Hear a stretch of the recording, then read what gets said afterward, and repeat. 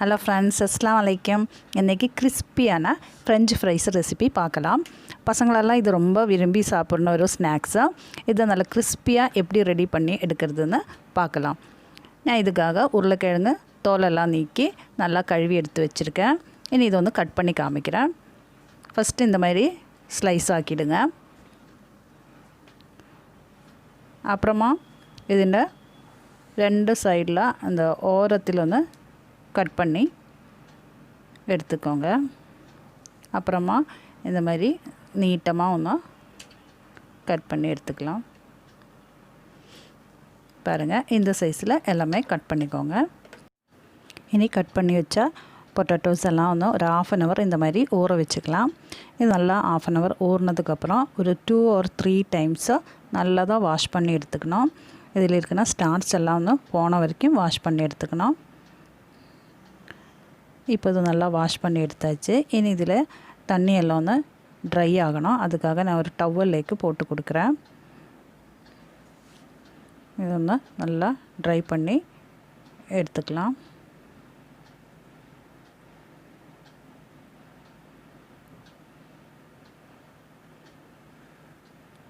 பாருங்கள், இது நல்லா ட்ரை ஆகிடுச்சு. இனி இது ஃப்ரை பண்ணிக்கலாம்.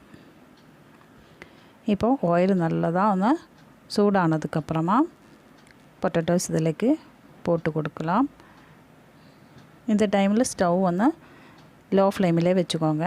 லோ ஃப்ளேமில் வச்சு தான் ஃப்ரை பண்ணணும். இது 2 times நான் ஃப்ரை பண்ணி எடுக்கிறேன்.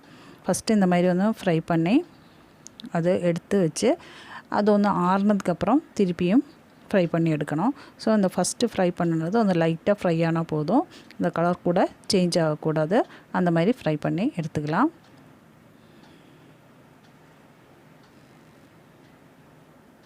பாருங்கள், இப்போ இது ஒன்று லைட்டாக ஃப்ரை ஆகிடுச்சு. இதை எடுத்து ஒன்று மாற்றி வச்சுக்கலாம். பாருங்கள், இந்த லெவலில் எடுத்து வச்சுக்கலாம். இப்போ இது ஒன்று நல்லா ரூம் டெம்பரேச்சர்லேக்கு மாறினதுக்கப்புறம் திருப்பியும் ஃப்ரை பண்ணி எடுக்கணும். இல்லைன்னா இந்த டைமில் நீங்கள் ஃப்ரிட்ஜில் ஸ்டோர் பண்ணி கூட வச்சுக்கலாம். இப்போது இதை நான் திருப்பியும் வந்து ஃப்ரை பண்ணி காமிக்கிறேன்.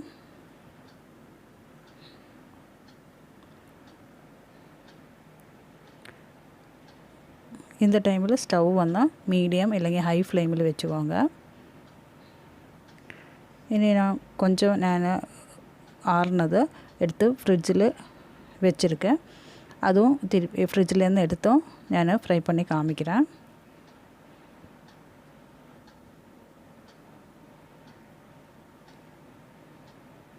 நல்லா தான் ஒன்று ஒரு கோல்டன் ப்ரௌன் ஆன வரைக்கும் ஃப்ரை பண்ணிடலாம்.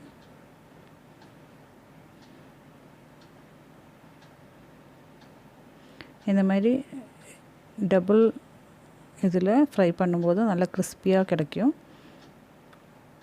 பாருங்கள், இப்போ தான் ரெடி ஆகிடுச்சு. இது ஒரு சர்விங் டிஷ்ஷிலேக்கு மாற்றிக்கலாம்.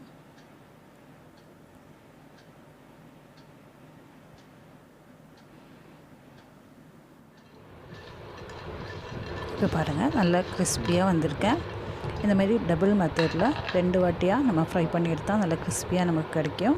இனி நான் இப்போ ஃப்ரீசரில் ஒரு நாள் முன்னாடியே வச்சு அடுத்த நாள் எடுத்தது தான் இது. நல்லா ஐஸாக தான் இருக்கு. இனி இது ஒன்று நான் ஃப்ரை பண்ணி காமிக்கிறேன்.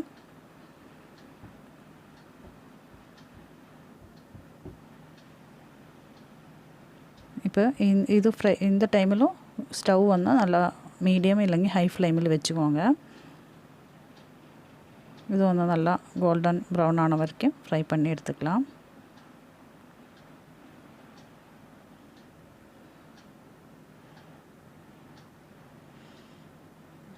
இப்போ இது ரெடி ஆகிடுச்சா.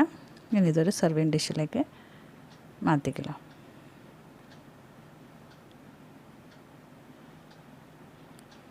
அந்த மாதிரி ஃப்ரிட்ஜில் வச்சு ஸ்டோர் பண்ணி நமக்கு எப்போ தேவைப்படுமோ அப்போ எடுத்து ஃப்ரை பண்ணிக்கலாம்.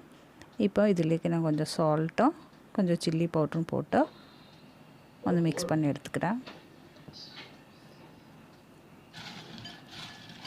பாருங்கள், நல்லா கிறிஸ்பியாக வந்திருக்கு. இந்த மெத்தடில் நீங்கள் செஞ்சு பாருங்கள், நல்லா கிறிஸ்பியாக கிடைக்கும். இப்போது கிறிஸ்பியான ஃப்ரெஞ்சு ஃப்ரைஸு ரெடி. இது செஞ்சு பார்த்துட்டு நீங்கள் உங்களோட ஃபீட்பேக் எனக்கு கமெண்ட் பண்ணுங்கள். இந்த வீடியோ உங்களுக்கு பிடிச்சிருந்தா லைக் பண்ணுங்கள். ஃப்ரெண்ட்ஸ் ரிலேட்டிவ்ஸ்க்கெல்லாம் வந்து ஷேர் பண்ணி கொடுங்க. மறக்காமல் சப்ஸ்கிரைப் பண்ணிவிடுங்க. நல்ல ஒரு ரெசிபியோட நெக்ஸ்ட் வீடியோவில் பார்க்கலாம். தேங்க்யூ.